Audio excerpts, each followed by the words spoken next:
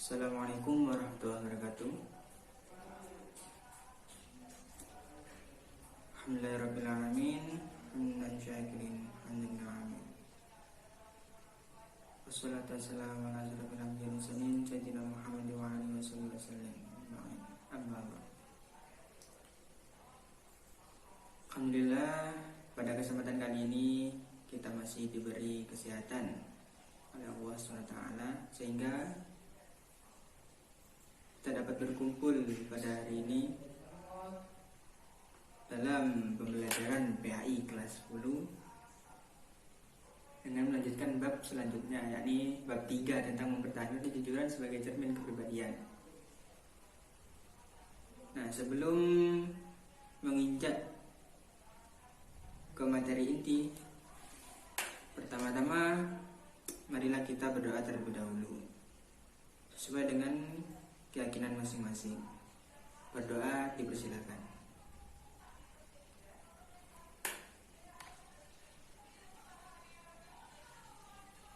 Dapat diakhiri. Sebelum memulai pelajaran inti, diberitahukan kepada seluruh siswa untuk absensi terlebih dahulu di web yang sudah disediakan.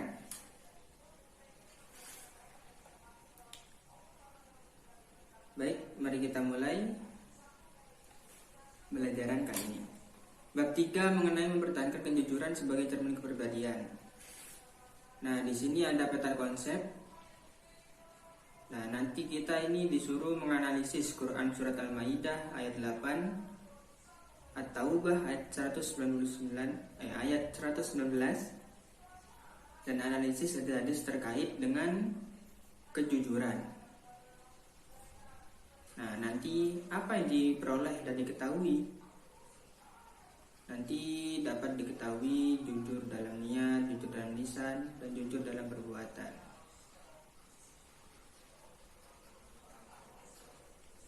Nah, di sini Anda membuka relung hati. Coba kalian lihat. Kalian cermati, di situ terdapat wacana. Nah, nanti ini kalian cermati, kalian renungkan, kemudian kalian jawab yang tertera pada aktivitas 1 itu yang di bawah. Kemudian aktivitas 2 juga kalian jawab.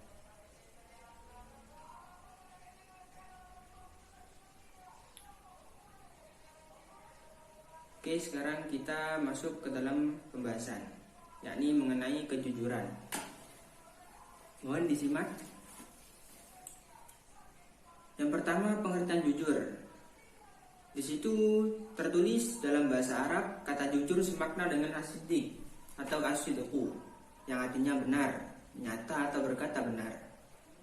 Nah, lawan kata dari jujur ini yakni dusta, atau dalam bahasa Arab itu al-kazib.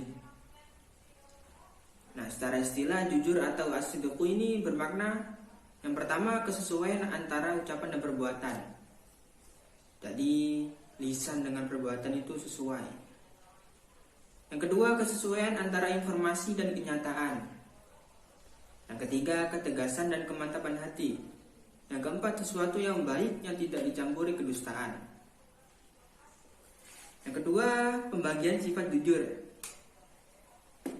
Nah, Imam Al-Ghazali ini membagi sifat jujur atau benar menjadi 3. Yang pertama, jujur dalam niat atau kehendak, yang artinya tiada dorongan bagi seseorang dalam segala tindakan dan gerakannya selain dorongan karena Allah Subhanahu wa taala. Kemudian yang kedua, jujur dalam perkataan atau jujur bil lisan, yaitu sesuainya berita yang diterima dengan yang disampaikan. Setiap orang harus dapat memelihara perkataannya. Ia tidak berkata kecuali dengan jujur. Kemudian barang siapa yang menjaga lidahnya dengan cara selalu menyampaikan berita yang sesuai dengan fakta, ia termasuk jujur. Nah, menepati janji termasuk jujur jenis ini. Jenis jujur dengan lisan. Dan yang ketiga, jujur dalam perbuatan atau amaliyah. Yakni beramal dengan sungguh sehingga perbuatan zahirnya tidak menunjukkan sesuatu yang ada dalam batinnya dan menjadi tabiat bagi dirinya sendiri. Nah, firman Allah SWT dalam Quran surat Al-Ahzab ayat 70, A'udzu billahi minasyaitonir rajim, ya ayyuhalladzina amanu taqullaha wa qulu qawlan sadida. Yang artinya, wahai orang-orang yang beriman, bertakwalah kamu kepada Allah Subhanahu wa taala dan ucapkanlah perkataan yang benar. Jadi pesan moral yang terdapat dalam ayat ini tuh memerintahkan kepada kita, kepada seluruh umat manusia, khususnya umat Islam, bahwa satunya perkataan dengan perbuatan. Jika kita berbohong, maka itu tidak termasuk dalam perilaku jujur dan itu dosa besar di sisi Allah Subhanahu wa taala. Nah, di sini tertulis sifat jujur adalah sifat yang wajib dimiliki oleh setiap nabi dan rasul. Yang artinya orang-orang yang selalu istiqomah atau konsisten mempertahankan kejujuran, sehingga ia telah memiliki separuh dari sifat kenabian. Nah, jujur di sini diartikan sikap yang tulus dalam melaksanakan sesuatu yang diamanatkan. Ya, baik itu berupa harta maupun tanggung jawab. Orang yang melaksanakan amanat disebut al-amin, yakni orang yang terpercaya, jujur dan setia. Nah, pasti kalian tahu bahwa Nabi Muhammad itu diberi gelar julukan Al-Amin, yang artinya orang yang dapat dipercaya atau jujur. Nah, perlu kalian ketahui juga bahwa kejujuran itu akan mengantarkan seseorang mendapatkan cinta kasih dan keridhaan Allah Subhanahu wa taala. Sedangkan kebohongan itu menjadi atau berarti sebuah kejahatan tiada tara yang merupakan faktor terkuat yang mendorong seseorang berbuat kemungkaran serta menjerumuskannya ke dalam jurang neraka.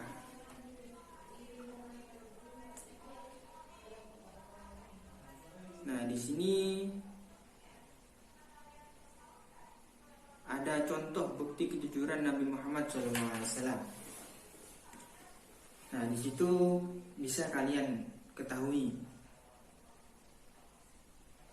bahwa ketika Nabi Muhammad hendak memulai dakwah secara terbuka, langkah pertama yang dilakukan oleh Rasulullah itu berdiri di atas bukit, kemudian memanggil-manggil kaum Quraisy untuk berkumpul. Nah, mendengar panggilan lantang dari Rasulullah ini, berduyun-duyun kaum Quraisy berdatangan, berkumpul untuk mendengarkan berita dari manusia jujur penuh pujian.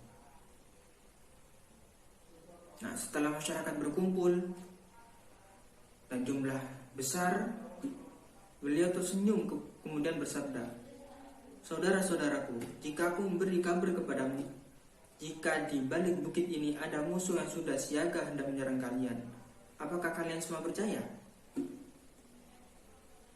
Dan kaum Quraisy pada saat itu tanpa ragu semuanya menjawab, "Percaya."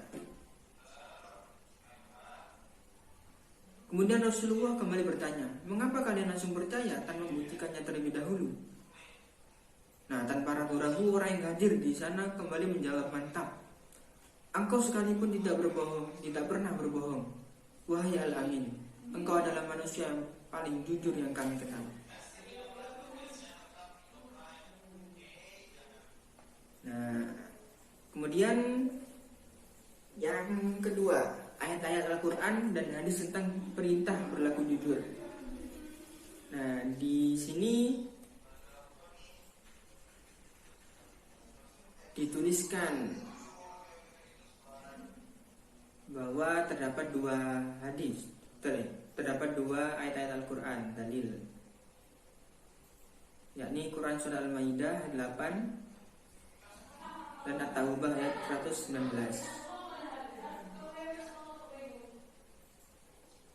Itu bisa kalian baca sendiri ya, dan kalian cermati. Di sini terdapat hadis juga, seperti hadis dari Abdullah bin Mas'ud radhiyallahu anhu.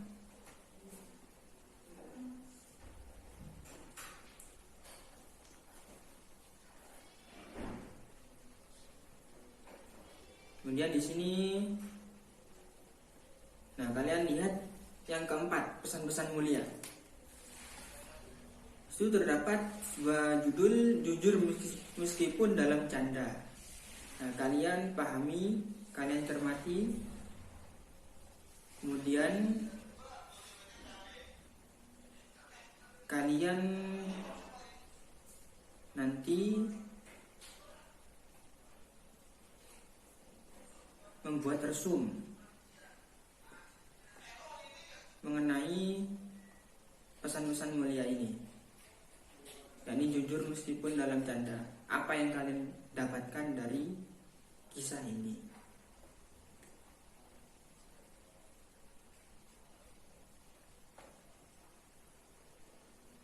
Oke, terus kemudian menerapkan perilaku mulia.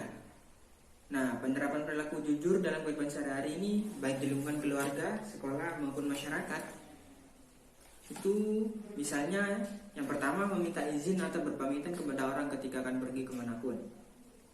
Nah, kita sebagai seorang anak, setidaknya ketika kita keluar haruslah meminta izin atau berpamitan kepada orang tua terlebih dahulu. Nah, itu menjadi adab bagi seorang anak kepada orang tua. Yang kedua, tidak meminta sesuatu di luar kemampuan kedua orang tua. Nah, kemudian yang ketiga, mengembalikan uang sisa belanja meskipun kedua orang tua tidak mengetahuinya. Nah, ini perlu diwaspadai. Yang keempat, melaporkan prestasi hasil belajar meskipun dengan nilai yang kurang memuaskan. Yang kelima, tidak memberi atau meminta jawaban kepada teman ketika sedang ulangan atau ujian sekolah. Yang keenam, mengatakan dengan sejujurnya alasan keterlambatan datang atau ketidakhadiran ke sekolah. Yang ketujuh, mengembalikan barang-barang yang dipinjam dari teman atau orang lain meskipun barang tersebut tampak tidak berharga. Kemudian memenuhi undangan orang lain ketika tidak ada hal yang dapat menghalanginya. Yang kesembilan, tidak menjanjikan sesuatu yang kita tidak dapat memenuhi janji tersebut. Kemudian yang terakhir, membayar sesuatu sesuai dengan harga yang telah disepakati. Nah, mungkin itu yang dapat saya sampaikan.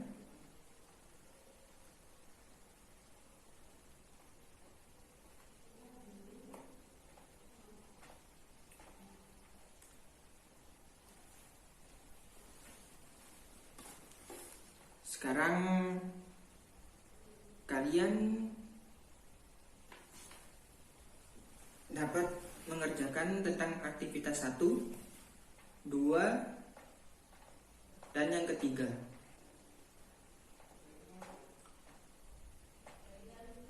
Begitu juga dengan aktivitas yang keempat. Ini kalian kerjakan, nanti kalian kirim ke Google Classroom ya. Nanti saya akan buat forumnya dan kalian kirim ke situ. Nah, format filenya nanti dijadikan PDF.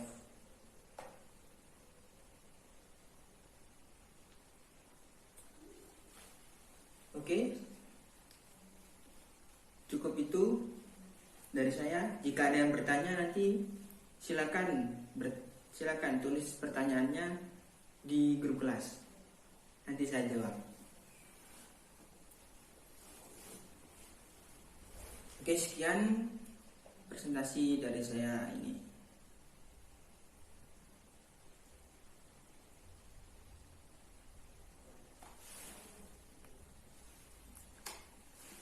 Marilah kita membaca hamdalah bersama-sama. Alhamdulillahirabbil alamin. Wassalamualaikum warahmatullahi wabarakatuh.